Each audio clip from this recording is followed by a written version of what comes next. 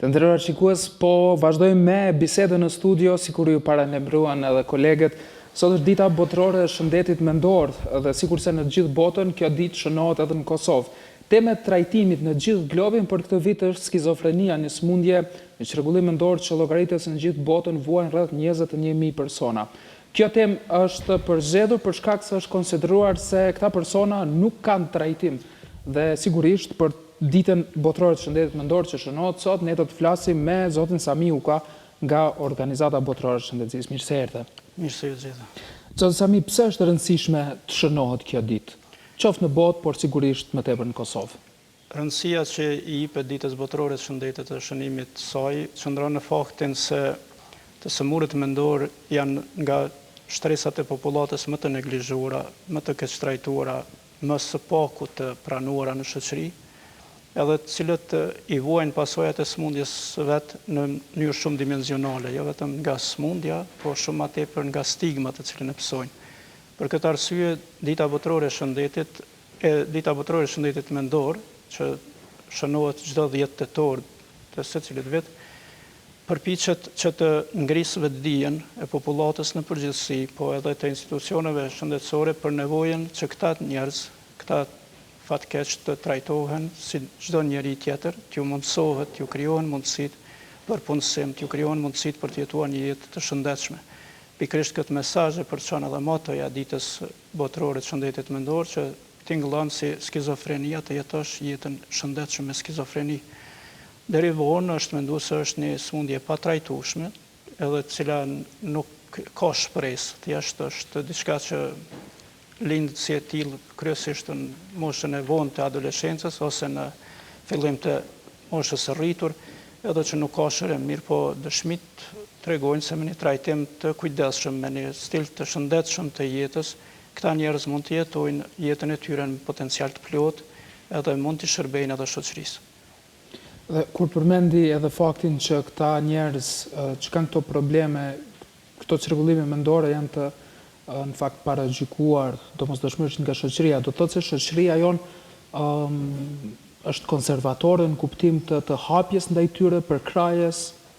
Fatkeqësisht nuk është vetëm shoqëria jonë në këtë kuptim konservatore edhe e mbyllur, edhe paragjykuese ndaj këtyre të smurëve, po në përgjithësi stigma ekziston për të smurët mendor në gjithë botën.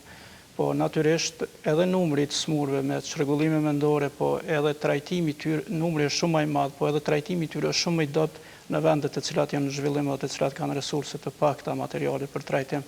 Prandaj edhe ne shfrytëzojmë këtë ditë botërore që të thrasim, të apelojmë të institucionet shëndetësore që të mos përqendrohen vetëm në trajtimin e simptomave psiqike të tyre, por trajtimin fizik edhe social të këtyre dhe këtu në fakt vjen shprehja edhe ajo çështja e Organizatës Botërore të Shëndetësisë që thret apelon gjithkund në secilin shtet të botës që trajtimi i tyre të bëhet sa më shumë në komunitet, jo në mënyrë të institucionalizuar, sikur që ka qenë për shembull Instituti Special në Shtime, po përmes shtëpive integruese të shëndetit mendor, qendra të shëndetit mendor, të cilat janë shumë afër popullatës, të cilat ju krijojnë mundësi këtyre të pacientëve që të shprehin potencialin e tyre të në fundit të zhvillojnë edhe kreativitetin e tyre.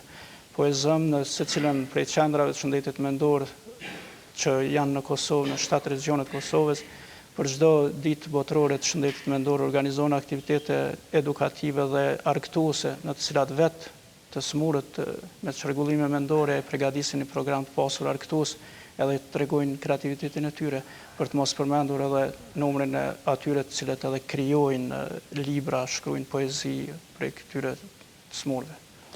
Dhe në fakt këtu, kur flasim për përkrajen që duhet t'ju jepet, t'ju garantohet këtyre personave, kam përshtypjen që së pari duhet kërkuar këtë nga familjet e tyre. Absolutisht. Sepse kam përshtypjen që familjet e tyre ndjehen të turpëruara kohë pas kohës në raste të caktuara. Fatkeqësisht kjo çndron plotësisht sepse ende ekziston ajo bindja e gabuar e paragjykimit se mos do të krijojë imazhin e keq të familjes nëse ka ndodhur fatkeqësia që është njëri prej tyre i smur me çrregullime mendore, edhe përpiqet që të mbahet, të izoluar apo të fshihet sikur që ka ndodhur në kaluarën. Në këtë kontekst, mund të them me përgjithësi të plotë se ka një përparim të konsiderueshëm edhe nuk ekziston ajo sikur që ka ekzistuar para vitit 2000, po e zëm, edhe këtë pikërisht duke ju falenderuar kësaj qasje përmes shtëpive integruese të shëndetit mendor, ka gjithnjë më shumë familje të cilat e shprehin vullnetin e tyre dhe mbështetjen e tyre për pjesëtarët e tyre me çrregullime mendore që në mënyrë që ata të integrohen. Edhe bashkohen plotësisht brengës tuaj se është shumë e arsyeshme dhe shumë e qëndrueshme se nëse vetë familja nuk e siguron së atë mbështetje, shoqëria mundet me bë shumë më pak. Po në rast se ka mbështetjen e familjes edhe bashkëpunimin e plot të familjes, atëherë gjithsesi edhe mjekimi, shërimi i këtyre klientëve do të jetë shumë më i suksesshëm. Dhe nëse jo familjet e jo shoqëria, atëherë institucionet duhet bërë patjetër diçka për ta. Si bëhet, si punohet, si trajtohen këta njerëz? Në fakt, edhe te këta njerëz, sikur në çdo çrregullim tjetër shëndetësor, parim kryesor është vazhdimësia, kujdesit edhe rujtja një vijshmërie të asaj që qasjet të cilat qasjet shëndosh trajtuese. Edhe në këtë kontekst, një bazë e mirë është kriju përmes krijimit të këtyre 7 qendrave të shëndetit mendor, edhe 9 shtëpive integruese të shëndetit mendor që ekzistojnë në Kosovë, që janë dëshmi, po edhe sigurojnë se Kosova është në rrugë të mirë në trajtimin e këtyre pacientëve. Kur kësaj të shtohet edhe një rrjet mirë i zhvilluar i qendrave të mjekësisë familjare, të kujdesit parësor, të cilat do të shërbejnë si një urë lidhëse edhe më e mirë mes familjes edhe të këtyre qendrave të shëndetit mendor, atëherë na mban shpresa se me fuqizimin edhe të kujdesit parësor, vërtet këta pacient do të kenë një trajtim të dinjitetshëm, respektues edhe një suksesshëm gjithsesi. Për kjo shpreha na mban shpresa sikur tregon se gjendja nuk është e mirë, nuk është siç do duhet të ishte. Fatkeqësisht është në natyrën e njeriut që edhe kur është optimale, dëshiron akoma më mirë. Edhe mirë po s'po e them në atë kontekst, po e them në kontekstin e asaj se ka hapësirë për të bërë shumë më tepër, edhe në mënyrë të veçantë fuqizimin e rolit të kujdesit parësor shëndetësor në trajtimin e këtyre çrregullimeve të shëndetit mendor, çka është punu pak në kohën e fundit, edhe mendoj se aty duhet të vjetë theksi, ndërkaq që gjithsesi të vazhdohet me çështjen e trajtimit në komunitet, cilën edhe kjo fuqizimi i kujdesit parësor veç e promovon, veç e fuqizon edhe as pak nuk vjen kundërshtim me atë çështje. Nga dhënat që ju keni këto qendra, institucione shëndetësore në qendrën e shëndetit mendor në gjithë Kosovën, a kanë fondet mjaftueshme dhe a bëjnë punën e tyre si duhet profesionale? Prej informatave që ne kemi, megjithëse për këtë temë shumë ma përgjegjës do të ishte të flet dikush i Ministrisë së Shëndetësisë apo edhe institucioneve gjejtëse, informatave që kemi arrit ne të sigurojmë edhe që i kemi në vazhdimsi është se furnizimi me bana shpeshherë mungon, nuk është furnizimi i rregullt me bana të cilat trajtohen këta pacient, po edhe buxheti sikur për krejt fusha tjera të shëndetësisë nuk është i mjaftueshëm edhe ka nevojë shumë më tepër të ndahet buxhet për funksionimin e tyre. Përkundër këtyre pengesave, ne e shohim një përkushtim vërtet shkëlqyeshëm për lavdat edhe të punëtorëve shëndetësor në këto qendra të shëndetit mendor, edhe një organizim mjaft mirë i cili garanton sukses, mirë po normal entuziazmi mban për një kohë të shkurtër edhe motivimi edhe material, po edhe mbështetja materiale është e domosdoshme për krijimin e vazhdimësisë. Dhe këto mbështetje financiare, a mund t'jepen, dua të them, a kanë vullnet institucionet kosovare që të ndajnë buxhet për këto institucione të shëndetit mendor, gjithmonë duke tentuar për të ndihmuar në çështje? Unë nuk besoj se mungon vullneti, mungon ndoshta më tepër një prioritizim i qartë i aspekteve të cilave duhet të jepet më shumë rëndësi. Në këtë kontekst, shëndetësia deri tash të paktën ka qenë e lënë në margjinat të financimit, ka pas financimin shumë tullt në krahasim me fusha tjera, prandaj edhe në këtë mos financim apo këtë nën financim dopt e ka vujt edhe fusha e shëndetit mendor s'ka mund me qenë më e mirë se fusha tjera. Në fakt, e thash në fillim kësaj bisede se janë 21.000 persona në fakt, në botë. Janë ma shumë, 21 milion, nëse nuk gaboj, 21 milion janë. 21 milion. në gjithë Një botën. dallim shumë i madh nga shifra që dha shumë. 21 milion. Po, ka statistika në zyrën tuaj për Kosovën se cilat janë shifrat? Fatkeqësisht jo, ne nuk posedojmë statistika të tilla, ndoshta edhe në mungesë të sistemit të informimit shëndetësor që po na mundon gjithëve për një kohë të gjatë, po megjithatë një statistike për afërt mund të sigurohet prej qendrave të shëndetit mendor dhe Ministrisë së Shëndetësisë, që ne nuk e kam me vete për fat keq. Dhe keni dhënë, dua të them nga këto informacione ju që keni si po shkon puna në trajtimin e personave me çrregullime mendore.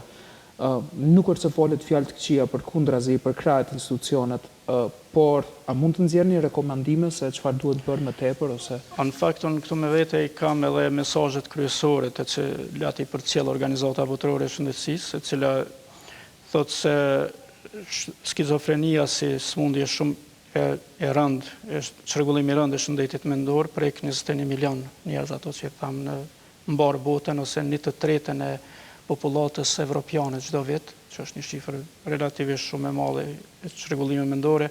Njerëzit me smundje të rënda të shëndetit mendor, përfshirë këtu edhe skizofrenin, vdesin mesatarisht 10 deri 25 vjet më herët se sa popullata e përgjithshme, që është një dhënë brengosë. Njerëzit me skizofreni mund të zhvillojnë një jetë të shëndetshme nëse normal marrin trajtimin e përshtatshëm dhe kanë stil të jetës së shëndetshme. 1 në 2 njerëz të cilët jetojnë me skizofreni në gjithë botën nuk e merr kujdesin e duhur për gjendjen, do të thotë nuk është problem vetëm në Kosovë, edhe problemi është veçanërisht i serioz për brengosje në vendet me të ardhurat të ulta, edhe mesatare sikur që jemi ne. Ndërkaq që njerëzit me skizofreni kanë nevojë për qasje në kujdes shëndetësor, si për ato mendore edhe për ato fizik, edhe për kraje, për i shërbimeve sociale, edhe kjo përkraje mund të çojë ata në zhvillimin e një jete të shëndetshme. Fatkeqësia është se edhe shkalla e punësimit të këtyre kategorive është shumë e ulët, 18% deri në 30% është shkalla e punësimit të tyre në rajonin evropian. Këto janë aspekte të cilat duhet trajtohen më seriozisht edhe tek ne në Kosovë. Dhe për të folur pak për personat që vuajnë nga skizofrenia, shpeshherë konsiderohet nga shoqëria se mund të jenë të rrezikshëm. Çfarë mund thoni ju, janë apo nuk janë të rrezikshëm? Gjithmonë ku përmend se duhet të trajtohen dhe duhet dhënë për kraja, atëherë nuk besoj që mund të flitet ose duhet flitet për rrezikshmëri. Ju falenderoj për rikujtimin se e harrova me përmend se problemi më i madh me këta është se trajtohen si të patrajtueshëm, të rrezikshëm edhe të pashpresë. Ato që e thamë në fillim se s'ka shërim. Në fakt, dëshmit tregojnë edhe organizata botërore e shëndetësisë ka publikuar me rastin e kësaj dite disa storje të rasteve të njerëzve të cilët janë shumë mirë, kanë vujt periudha të caktuara disa deri në 3 vjet për skizofrenisë, po të cilët janë tani shumë të shëndetshëm. Edhe ata e shpjegojnë më së miri atë ndjenjen që shkakton ajo përbuzja, ajo friga e të tjerëve ndaj tyre, që nuk duhet të ekzistojë në rast se sigurohet një trajtim i duhur mjekësor, po edhe në rast se normal i krijohet një ambient për zhvillimin e një jete të shëndetshme.